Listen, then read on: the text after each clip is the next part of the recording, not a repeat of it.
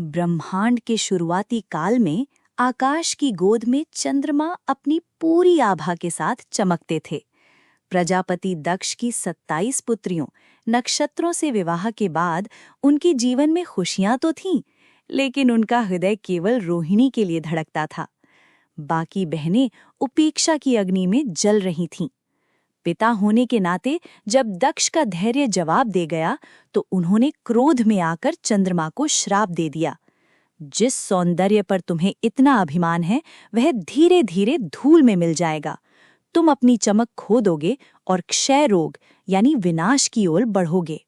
क्षण भर में चंद्रमा की दूधिया रोशनी फीकी पड़ने लगी, उनकी कलाएं घटने लगी और पूरे ब्रह्मांड में शीतलता की जगह एक अजीब सा सन्नाटा छा गया।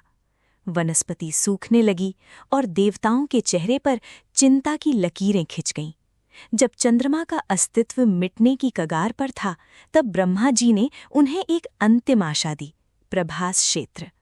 प्रभास का तप और महामृत्युंजय की गूंज चंद्रमा क्षीण शरीर और कांपते मन के साथ गुजरात के तट पर पहुंचे, जहां सरस्वती नदी समुद्र से मिलती थी।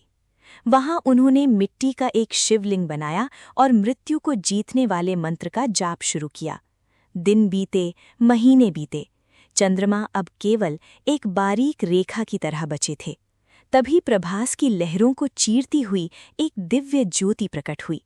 जटाओं में गंगा और गले में सर्प धारण किए महादेव स्वयं उनके सामने खड़े थे। महादेव ने देखा कि दक्ष का श्राप पूरी तरह खत्म नहीं किया जा सकता, लेकिन उसे बदला जा सकता है। उन्होंने अपनी उंगली से चंद्रमा को स्पर्श किया और कहा, हे सोम, अब से तुम पूरी तरह कभी नष्ट नहीं होगे। 15 दिन तुम्हारा तेज कम होगा, लेकिन अगले 15 दिन तुम फिर से पूर्णता की ओर बढ़ोगे और तुम्हारे इस अटूट विश्वास की स्मृति में मैं सदा के लिए यहाँ वास करूंगा। शाश्वत ज्योति शिव ने चंद्रमा को अपनी जटाओं पूरी में तरह स्थान नष्ट दिया, नहीं होगे। जिससे वे 15 चंद्रशेखर दिन तुम्हारी कलाएं कहलाए। घटे। देवताओं ने खुशी में आकाश से फूलों की वर्षा की और उस स्थान पर एक भव्य ज्योतिर्लिंग प्रकट हुआ, जिसे दुनिया ने नाम दिया सोमनाथ। निष्कर्ष, आज भी सोमनाथ की लहरें जब मंदिर की दीवारों से टकराती हैं तो वे हमें याद दिलाती हैं कि जीवन में चाहे कितना भी अंधेरा क्यों न आए, यदि महादेव पर विश्वास है तो हम अपनी खोई हुई आभा फिर से पा सकते हैं। सोमनाथ केवल एक मंदिर नहीं, बल्कि पुनर्जन्म और अटूट श्रद्धा का प्रतीक है।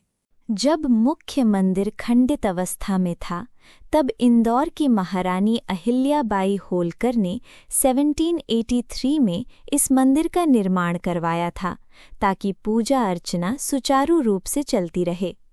सोमनाथ मंदिर गुजरात के गिर सोमनाथ जिले के प्रभास पाटन में स्थित है।